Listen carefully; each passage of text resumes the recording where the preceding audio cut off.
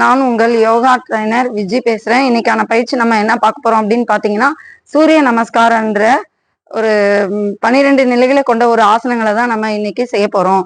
நம்ம ஏன் இந்த சூரிய நமஸ்காரம் பண்ணணும் அப்படின்னு பாத்தீங்கன்னா, சூரிய உதயமாகும் பொழுது விடிகாலையில அந்த நேரத்துல நம்ம சூரியனை பார்த்து வணங்கும் தருணமா இருக்கும். ஏன் அப்படின்னு பாத்தீங்கன்னா, தாவரங்கள்ல இருந்து உயிரினங்கள்ல இருந்து எல்லாமே இன்னைக்கு சூரியனை ஆதாரமா வச்சுதான் உயிர் வாழ்ந்துட்டு இருக்கோம். இப்போ ஒரு சூரியனே உதிக்கல அப்படின்னு வச்சுக்கோங்களேன், பனி சூழ்ந்த ஒரு லைஃப்ல இருக்கும்போது ஒரு புல் பூண்டு செடி கூட முளையறதுக்கு சாத்தியமே இல்லை. பனி ஃபுல்லா உறைஞ்சி இருக்கும்போது எப்படி நம்மளால வாழ முடியும்? அதனால நம்ம சூரியனை ஆதாரமா வச்சு வாழ்றோம் அப்படின்ற மாதிரி, அதே மாதிரி நம்ம உடலுக்கும் இந்த சூரிய நமஸ்காரம் பயிற்சி பண்ணும்போது நம்ம உடம்புல உடல்ல உஷ்ணத்தை தூண்டி நம்ம உடல்ல தேவையற்ற கழிவுகளை அது வெளியேற்றக்கூடிய ஒரு அற்புத பயிற்சியா இருக்கும். அது மட்டும் இல்லைங்க, இதுல பாத்தீங்கன்னா நம்மளுடைய சுவாச மண்டலம், நரம்பு மண்டலம் பாத்தீங்கன்னா, அப்புறம் ஜீரண மண்டலம் எல்லாமே உங்களுக்கு ஒரு சரிப்படுத்தக்கூடிய ஒரு பயிற்சின்னு சொல்லலாம். இது கிழக்கு திசையை பார்த்துதான் இந்த சூரிய நமஸ்காரம் பண்ணணும். நம்ம ரூமுக்குள்ள வீட்டுல பண்ணாலுமே சரி, நீங்க ஒரு கிழக்கு திசையில தான் மேட் போட்டு பண்ணணும். அது வெரி இம்பார்ட்டன்ட். மாடி வச்சிருக்கவங்க மாடியில போய் சூரிய உதயமாகிற நேரத்துல நீங்க பண்ணலாம். ஒரு 8 o'clock மேலெல்லாம் பண்ணாதீங்க. நமக்கு வெயில்ல ஒரு மயக்கம் வந்துடும். ஸோ உதயமாகிற நேரத்துல பண்றது மிக சிறப்பு. இந்த சூரியன்ல இருந்து வரக்கூடிய புற ஊதா கதிர்ன்ற விட்டமின் டி எனர்ஜி நம்ம உடம்புக்கு ஸ்கின் டிசீஸ் வராம பாதுகாத்துக்கும். அது மட்டும் இல்ல, மழை காலங்கள்ல பாத்தீங்கன்னா நம்ம இழுத்து போத்திட்டு தூங்கணுன்ற தாட்ஸ் தான் நமக்கு வரும். பட் இந்த சூரிய நமஸ்காரம் யாரெல்லாம் ஃபாலோ பண்றீங்களோ அவங்க எப்பயுமே ஒரு எனர்ஜிக்கா ஒரு சுறுசுறுப்பா இருப்பாங்க.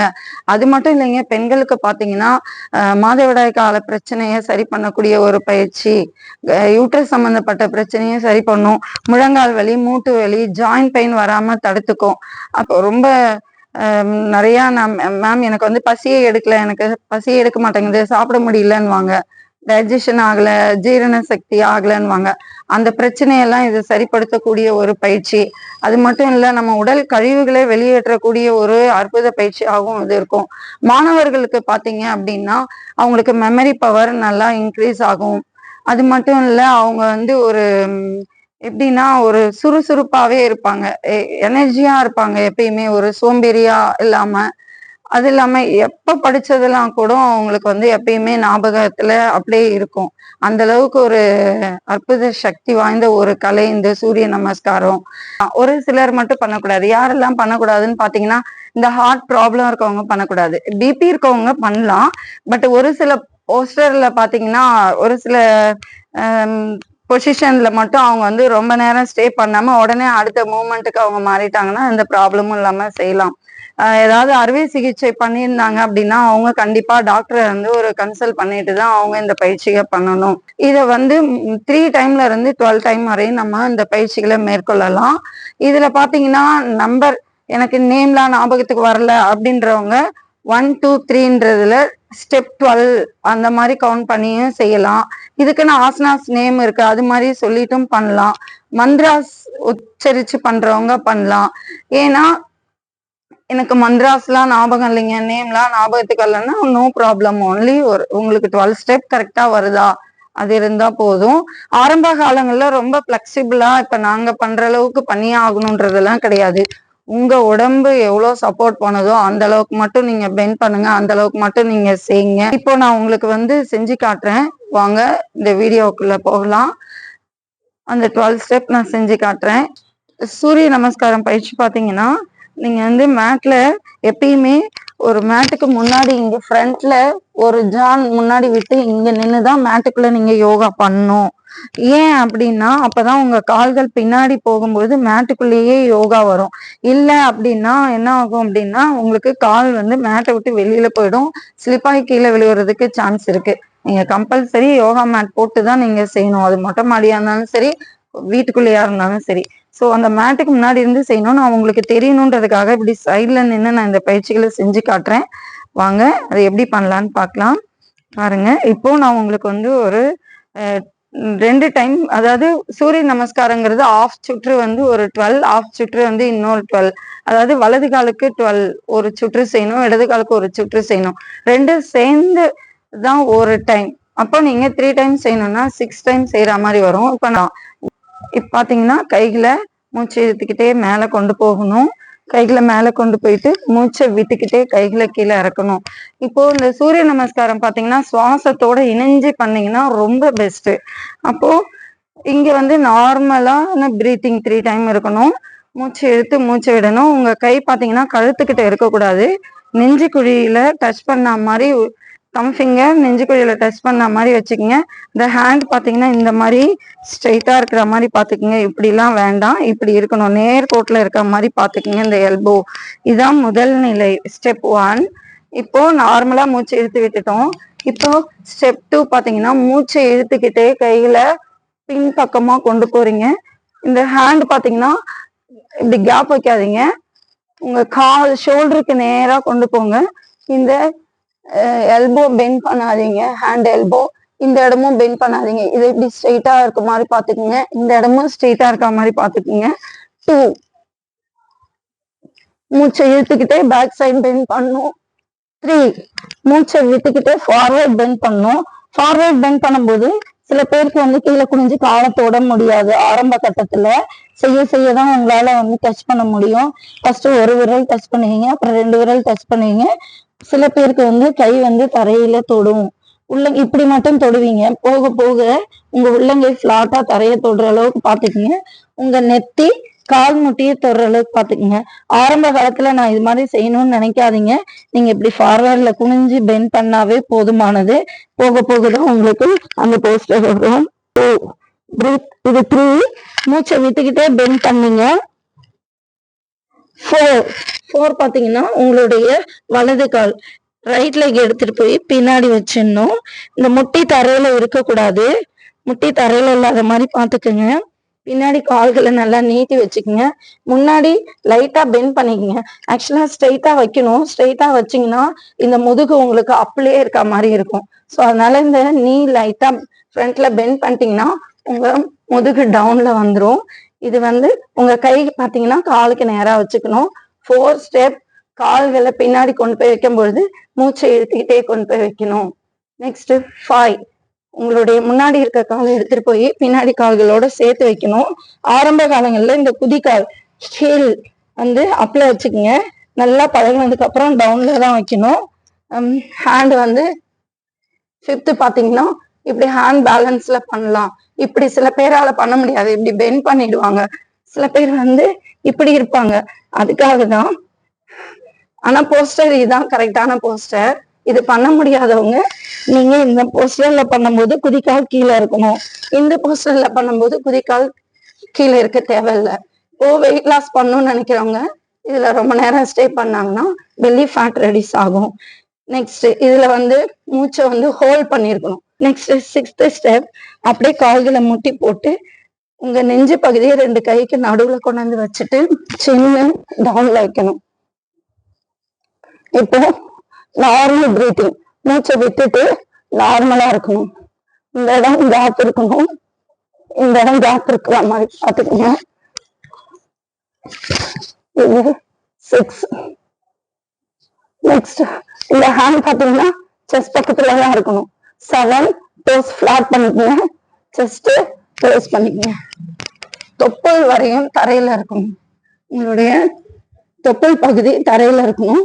செஸ்ட் பகுதி அப்ல இருக்கணும். இந்த ஹேண்ட் இப்படி வராம இப்படி பேக் சைட்ல வர மாதிரி பாத்துக்கோங்க. இந்த முட்டி இப்படி வரக்கூடாது, இப்படிதான் இருக்கணும். செஸ்ட் ரெஸ்ட் பண்ணிக்கோங்க. மறுபடியும் இப்ப பாத்தீங்கன்னா தலையை உள்ள கொண்டு போகணும். ஒரு பாக்குறதுக்கு மலை கொன்று மாதிரி இருக்கும். கால்களை பார்க்கணும். இது 8 மூச்சை வந்து விடணும். நெக்ஸ்ட் 9 எந்த கால் பின்னாடி கொண்டு போனீங்களோ அதே காலை கைக்கு முன்னாடி கொண்டு வந்து வைக்கணும். மூச்சு இழுத்துக்கிட்டே கொண்டு வந்து வைக்கணும். இப்போ 10 பின்னாடி இருக்க காலை முன்னாடி கொண்டு வந்து வைக்கணும். மூச்சை விடணும். மூச்சை விட்டுக்கிட்டே ஃபார்வர்ட் பெண்ட் பண்ணணும். இப்போ 11 பேக் சைட் பெண்ட். 12 நமஸ்காரம். இதுதான் 12 ஸ்டெப். இது அரை சுற்று வலது காலுக்கு மட்டும்தான் பண்ணியிருக்கோம். இப்போ நெக்ஸ்ட் ஆப்போசிட் இடது காலுக்கு பண்ணணும். பாருங்க, இப்போ நான் நேம்ல சொல்லிட்டு செய்யறேன். 1 நமஸ்காராசனம், நார்மல் பிரீத்திங். 2 பிரயாசனம், மூச்சை இழுத்துக்கிட்டே பேக் சைட் பிரீத்திங். 3 பாதகஸ்தாசனம், பிரீத் அவுட். 4 ஏகபாதாசனம், பிரீத்திங். இப்போ ரைட் லெக் பின்னாடி கொண்டு போறோம். 5 துவிபாதாசனம், ஹேண்ட் ஸ்ட்ரெயிட்டா தான் இருக்கணும். துவிபாதாசனம் இங்க வந்து மூச்சு வந்து கும்பக நிலைன்னு சொல்லுவாங்க. அதாவது மூச்சை விடவும் கூடாது, இழுக்கவும் கூடாது, அடக்கி இருக்கணும். 5 6 அஷ்டாங்க நமஸ்காரம். அஷ்ட அங்க நமஸ்காரம், அதாவது அங்கங்கள், அந்த நான் சொன்னேன் 8 இதுவும் நமக்கு தரையில டச் ஆயிருக்கணும். அது இதனாலதான் அஷ்டாங்க நமஸ்காரம். 7 கால்களை பின்னாடி வச்சுட்டு மூச்சை இழுத்துக்கிட்டு புஜங்க ஆசனம். 8 பர்வதாசனம், மூச்சை விட்டுக்கிட்டே வரணும். 9 ஏகபாதாசனம், மூச்சை இழுத்துக்கிட்டே வரணும். 10 பாதகஸ்தாசனம், மூச்சை விட்டுக்கிட்டே வரணும். 11 பிரயாசனம், மூச்சை இழுத்துக்கிட்டே போகணும். 12 நமஸ்காரம், மூச்சை விட்டுறணும். Normal breathing 3 time. நெக்ஸ்ட் இப்போ லெஃப்ட் லெக்குக்கு பண்றோம். செகண்ட் ரவுண்ட்ல செகண்ட் டைம் லெஃப்ட் லெக்குக்கு நான் பண்ணி காட்டுறேன். இது பாருங்க, இப்போ உங்களுக்கு பெனிஃபிட்டோட சொல்றேன். 1 நமஸ்காரம், மைண்ட் ரிலாக்ஸ். 2 பிரயாசனம். இதனுடைய பெனிஃபிட் பாத்தீங்கன்னா நெஞ்சு விரியறதுனால இம்யூனிட்டி பவர் இன்க்ரீஸ் ஆகும். 3 மூச்சை விட்டுக்கிட்டே பெண்ட் பண்றோம்.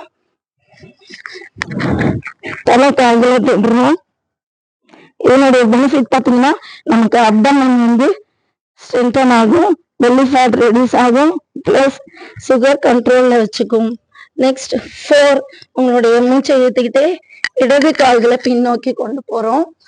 இது ஏகபாதாசனம். லுக் ஸ்ட்ரைட்டா இருக்கும்.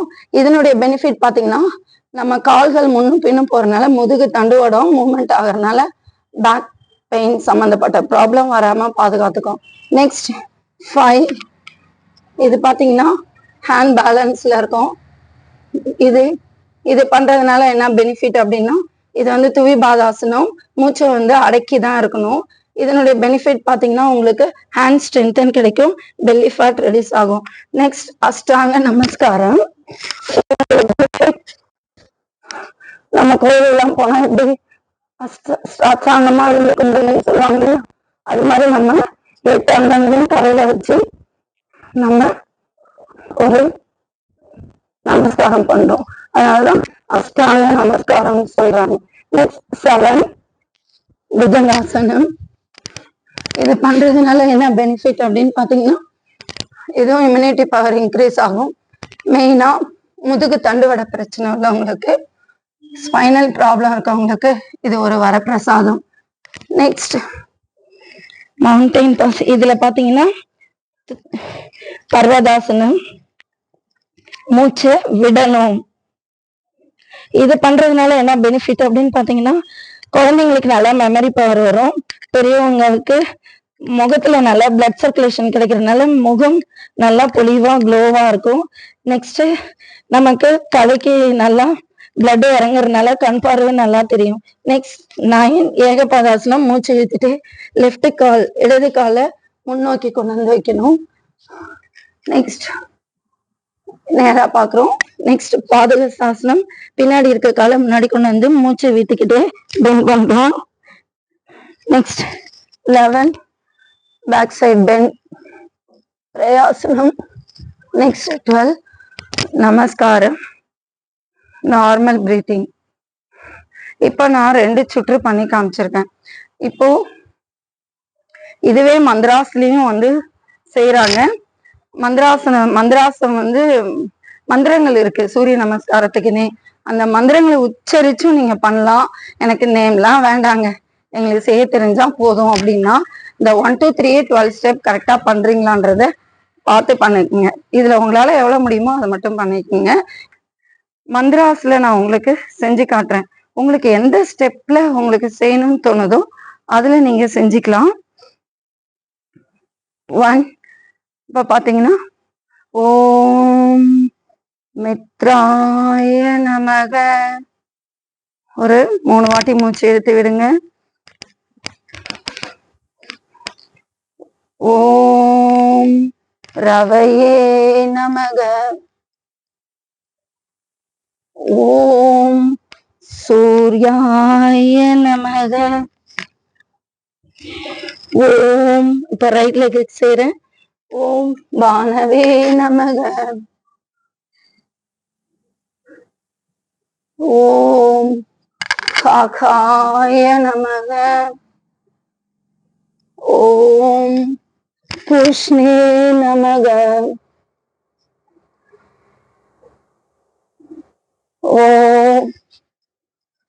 ஓம் கிரண்ய கர்ப்பாய நமக. ஓம் மரிச்சே நமக. ஓம் ஆதித்யாய நமக. ஓம் சவித்ரே நமக. ஓம் அர்க்காய நமக. ஓம் பாஸ்கராய நமக. இந்த வீடியோ உங்களுக்கு பிடிச்சிருந்ததுன்னா லைக் பண்ணுங்க, ஷேர் பண்ணுங்க, சப்ஸ்கிரைப் பண்ணுங்க, பெல் ஐக்கான் கிளிக் பண்ணுங்க, கமெண்ட் பண்ணுங்க. மேலும் உங்களுக்கு இதை பத்தி இன்னும் தெளிவா நான் கத்துக்கணும் அப்படின்னு நீங்க நினைச்சீங்கன்னா ஆன்லைன் கிளாஸ் எடுக்கிறேன். என்னுடைய ஸ்கிரீன்ல உங்களுக்கு கான்டாக்ட் நம்பர் வருது. எனி டைம் நீங்க கால் பண்ணலாம். நன்றி.